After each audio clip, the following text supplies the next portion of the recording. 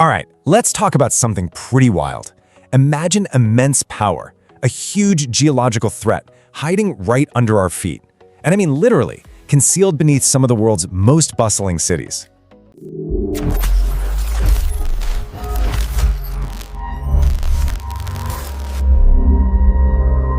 I mean, it's a crazy thought, right? We build our entire lives on what we assume is solid, stable ground. But what if, for millions of people, that ground is just a thin lid covering a dormant, but definitely not extinct volcanic force? And no, this is not science fiction, it's a totally fascinating geological reality. We're not talking about those classic postcard-perfect volcanoes, the big mountains. We're talking about something way more subtle, and in a lot of ways, much more unpredictable.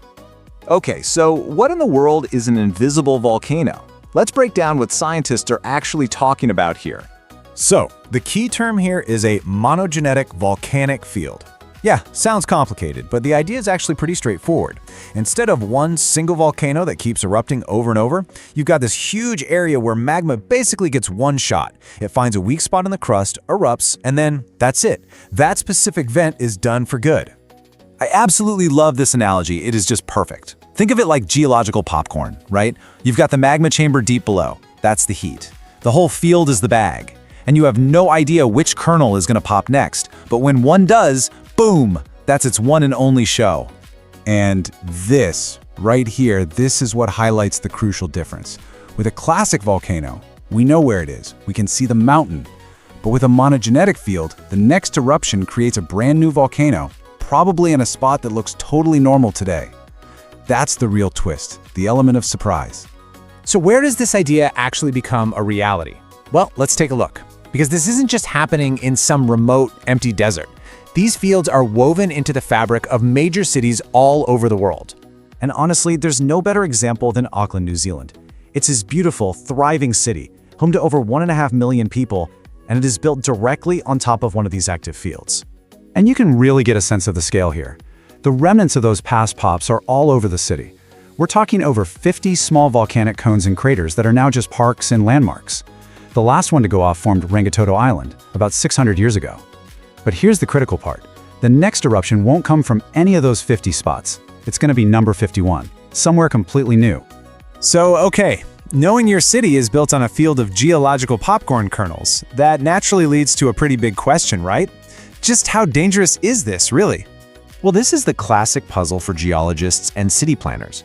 An eruption isn't likely to happen tomorrow, or next year, or probably even in the next decade. But if it did, the consequences would be huge. It's all about managing that low probability, high impact possibility. To put a number on it, scientists figure the annual probability of an eruption in Auckland is somewhere around 1 in 1,000. Now, that might sound super low, but when you're talking about the potential disruption to a major city, yeah, that's a risk you have to take very, very seriously. The key thing to remember here isn't panic, it's preparation. We're not talking about some city-destroying catastrophe. The impacts would be serious, for sure, but they'd be localized. A new cone forming in a suburb, lava flows cutting off roads, maybe ash grounding airplanes. The whole goal is to plan for these specific scenarios. Okay, this all might sound a little unnerving, but here's the good news. We are not flying blind on this. So, how do you keep watch on something you can't always see? Let's get into the incredible science of how they monitor these fields. See, unlike earthquakes, which can strike without any warning, volcanic eruptions usually give us clues. Magma doesn't just teleport to the surface. It has to physically break its way through miles of rock, and that process is noisy and disruptive in ways that we can actually detect. Scientists use this whole network of super sensitive instruments. They're basically listening for tiny earthquake swarms that tell them magma is on the move. They're sniffing the ground for telltale gases like sulfur dioxide that start seeping out, and they're using satellites to look for any subtle swelling of the Earth's surface, a dead giveaway that pressure is building from below. All of this would likely give us days, weeks, or maybe even months of warning. And that's really the modern approach to volcanology. It's less about having some crystal ball for a perfect prediction and way more about deeply understanding the whole volcanic system.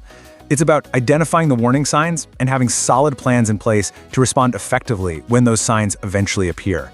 So, when you pull it all together, the story of these invisible volcanoes isn't really one of impending doom.